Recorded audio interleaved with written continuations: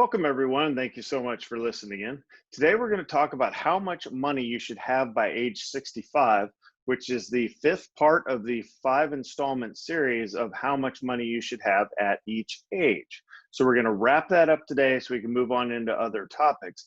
But before we do, as a reminder, this is an educational show and should not be construed as personal financial advice. Full disclosure information is available at OTOTnow.com. Now let's get started. Okay, so 65, you're there. You are either knocking on the door of retirement or you are in retirement. Congrats on being there. Now you really have to take stock of what your life is going to look like now that we're going to assume either in retirement or as soon as you get into retirement is how we're going to look at things today. So you know that step one is knowing where you are and the total number of engines you have going for you. So with your knowing where you are, you should have at least an Excel spreadsheet or a binder or something to get your arms around all the different engines you have. You might have a bank account or two. You might have traditional IRAs. You might have Roth IRAs. You might have inherited IRAs that came to you from possibly your parents who aren't around anymore. You could have leftover college money that you never spent on your children. Maybe you're saving that for your grandchildren. Remember, those stay in your name until the funds are actually used for the person using them for education. So you can count them as your assets. What you don't have is the primary engine that got you here, right? You don't have that big core income. Now, some of you still will, and some of you will still be at your peak earning years. I certainly hope in this business that I am at my peak earnings years later in life, because it is very much a wisdom, experienced-based career with everything with financial services. It just takes a lot of time to understand and be able to process it all. So, but if you're not, if you have stepped away, then that is the biggest engine that is not there. Now, all the little engines that you have put in place over these years now have to carry you to the finish line. So step two is knowing if you're on track. And we talked about by 25, you should be started. By 35, you should have an annual salary stocked away. At 45, you should have 3 times that annual salary. At 55, you should have 7 times that annual salary. Remember, that's only a decade ago. We talked in the last episode about, I know the annual salary can be a moving target. So do your best to kind of estimate either your average salary or what you want things to look like in retirement. But that was 10 years ago, having 7 times your annual salary. Remember, with the rule of 72, that 7x is going to double in the 10 years between 55 and 65 if you don't touch it, and you make 7.2%, your money will double in 10 years. If you make 10%, it will more than double, because it will have doubled in 7.2 years and then some. Obviously, we're taking out the ups and downs of the market. We're talking about a long-term average. So by 65, the 7x that you had at 55 should now be worth 14x without you doing anything. However, from your primary job, from 55 to 65, if you save 10% of your income for 10 years, even assuming no return, that's going to be another X. So that's going to all add up to 15X. And that's where you want to be at retirement. So let's think about that real quick. If you're on average a $100,000 salary type person, that's 1.5 million. You can do your own math on where you are on the scale. If you're a high earner and you're used to having 200,000 coming in, that's almost $3 million. So obviously that's not something you can make happen in the last decade in the workforce. This is a lifetime of accomplishment, and saving is investing to get you to that 15x point. So a couple things about some rules of thumb. In retirement, you will hear 2 rules of thumbs. Basically, there's the 4% withdrawal rule, meaning as soon as you retire, never draw more than 4% of your salary during retirement, and that should be enough to get you by. And combine that with your Social Security that you are now in the window for drawing, depending on your age. That will give you your full retirement age, where you can get arguably the best amount. If you want to wait until 70, you will get more, but again, you have to wait. It's kind of agnostic to the government when you claim, because it all kind of averages out to your life expectancy. So 82 for guys, 84 for women, and they don't care and you don't care, and you don't really know how it's all going to turn out. So a lot of financial planners will tell you to automatically wait. I don't. You definitely want to wait till full retirement age if you're still working, for sure, because there's a penalty associated with that. Not penalty, but there's some tax consequences of that. But if so, back to, so you've got the Social Security coming in, maybe you have a pension out there. If you do, that's fantastic. Obviously, those are becoming more rare. And that 4% now basically plushes you up. You add that to your pension money and your Social Security money, and that gets you back to the same quality of life you're used to at the, say, $100,000 level. So for those of you that are really good at math, you say, well, Steve, wouldn't I need 25 times my annual salary to make that happen? No, because you don't need the full, say it's 100,000. You don't need a full 100,000 coming in because you have Social Security. And because you're also not saving and investing for retirement anymore. So basically you have an expense that goes away, which is the saving and investing for retirement, and your Social Security coming in, whether you're by yourself or with someone, maybe combined Social Security coming into your household.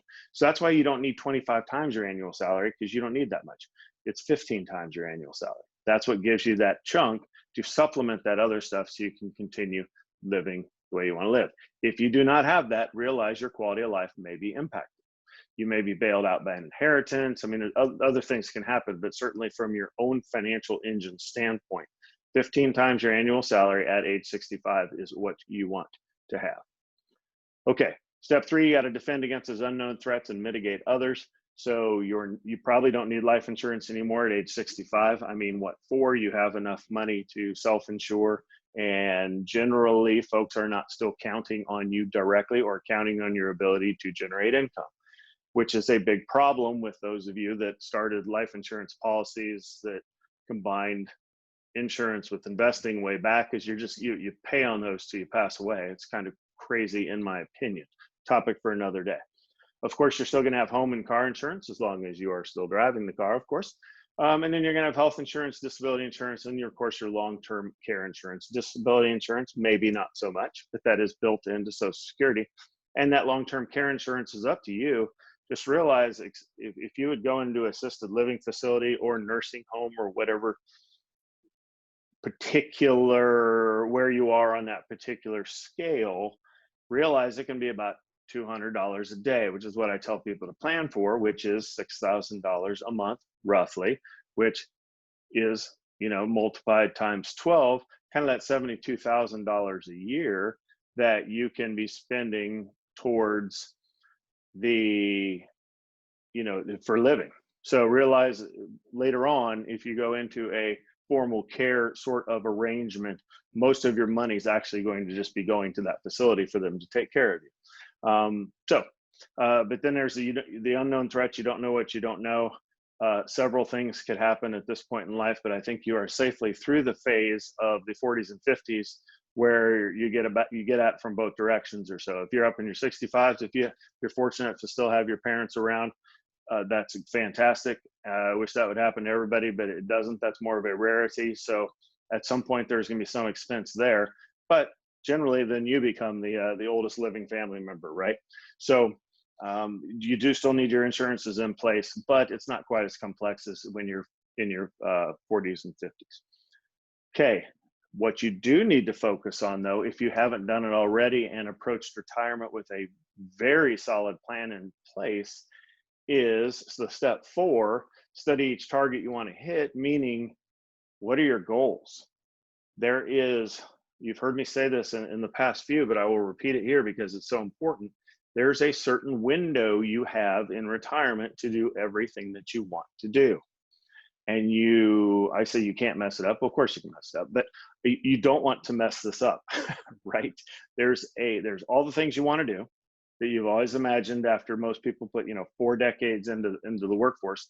It's like, man, I'm going to retire and I'm going to do, and then some people call it the bucket list. I don't like that, but yeah, there's all the things you want to do, and you have the energy to do it, and you have the money to do it.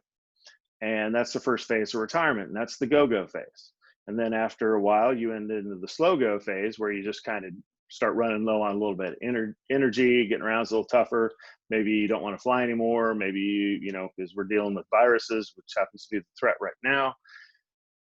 Or you just don't feel like it, or you've lost your appetite for adventure. You've kind of seen a lot of stuff and you're like, I am content with what I've seen, and now I don't need to go see stuff anymore. That's the slow go phase. And of course the last phase is the no go phase, which now that your health has impacted you enough to where really it's like you're not doing much more than hitting the doctor's appointments and grocery stores, right? And maybe going to travel to see the kids, or maybe they're coming to see you, and kids being full family, grandchildren, maybe great grandchildren, if you are so blessed. So those are the different three phases. So when you approach the go-go phase, that's where there's kind of a natural tension there, right? Because you just hit retirement, you don't have paychecks coming in, so you're kind of like, ooh, I'm kind of missing the paycheck. You have money coming out of your portfolio that you haven't touched in pretty much your whole life, but now you have to take money out of it. And so it's like, that's an uncomfortable feeling for a lot of people. And the stuff you want to do is very expensive. That's where I see folks all the time who are completely on time, on target, who they still can't really get themselves to stay at the nice hotels.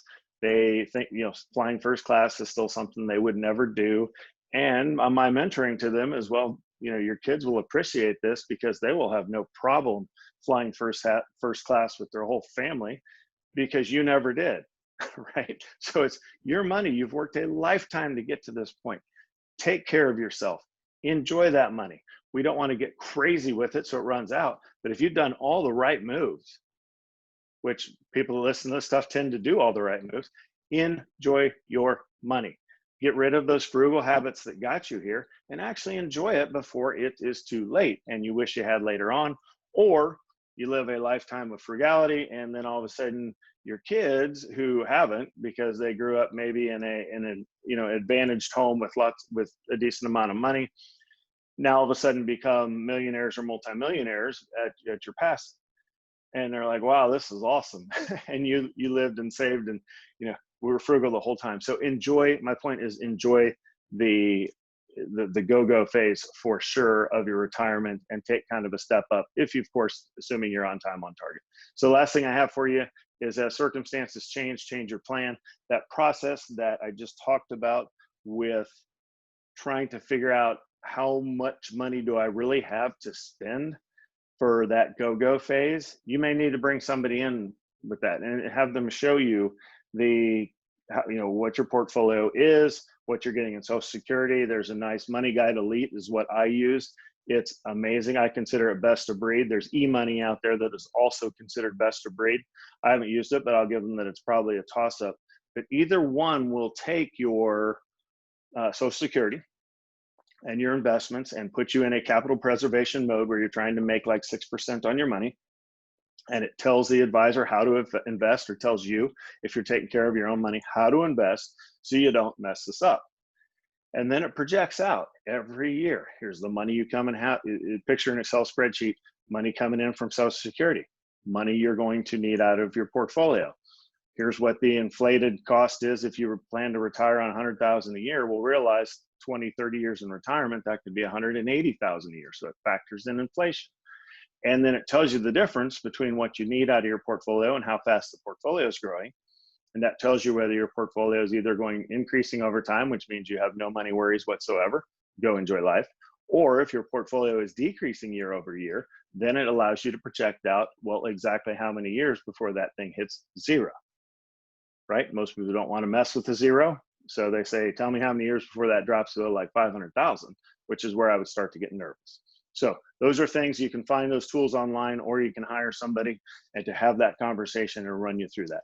So with that, thank you for listening. Again, this is the 5th of a 5-part series of where you need to be on time, on target. So if you need to come back to these from time to time to kind of check yourself to see how you're doing, that's what they're here for.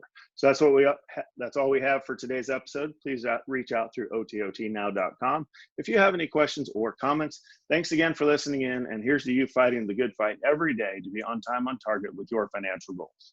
Bye.